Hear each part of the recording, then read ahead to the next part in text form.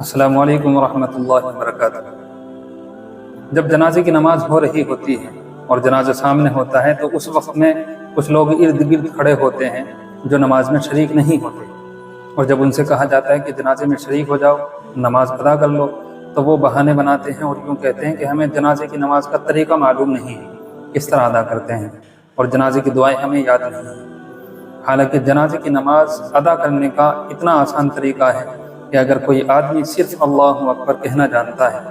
تو وہ جماعت کے ساتھ نماز جنازہ کے ساتھ 4 تکبیریں اللہ اکبر اللہ اکبر اللہ اکبر اللہ اکبر، ان 4 تکبیروں کو امام کے ساتھ کہہ لیتا ہے تو اس کی نماز ادا ہو جاتی ہے۔ کیونکہ جنازے کی نماز میں صرف 2 فرض ہیں، ایک تو کھڑا ہونا اور دوسرے 4 تکبیر کہنا۔ تو اگر کوئی آدمی صرف 4 تکبیر کہنا جانتا ہے تو وہ نماز جنازہ ادا کر سکتا ہے۔ اور اگر کوئی آدمی جنازے کی تو دعائیں اس کو یاد نہیں ہیں، جنازے کی دعائیں اس کو نہیں معلوم، لیکن جو نماز میں ثنا درود شریف پڑھی جاتی ہے وہ اس کو یاد ہے، تو وہ بھی جنازے کی نماز میں ان ساری دعاؤں کو پڑھ سکتا ہے۔ جو نماز میں ثنا پڑھی جاتی ہے سبحانک اللہم، اس کو پہلی تکبیر کے بعد میں پڑھ دے۔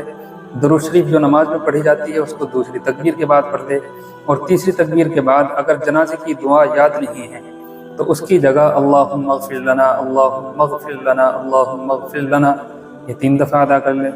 یا 5 دفعے یا 7 دفعے یا 9 دفعے ان کو پڑھ سکتا ہے۔ اور اگر یہ بھی نہیں پڑھ سکتا تو کم از کم ربنا آتنا فی الدنیا حسنہ، یہ جو دعا نماز کے اندر پڑھی جاتی ہے اس کو ادا کر لے، ان کو پڑھ کر کے وہ نماز ادا کر سکتا ہے۔ اور اگر کسی کو یہ بھی یاد نہیں ہے تو جو آدمی صرف اللہ اکبر کہنا جانتا ہے وہ 4 تکبیریں امام کے پیچھے کہہ لے تو اس کی بھی نماز جنازہ ادا ہو جائے گی۔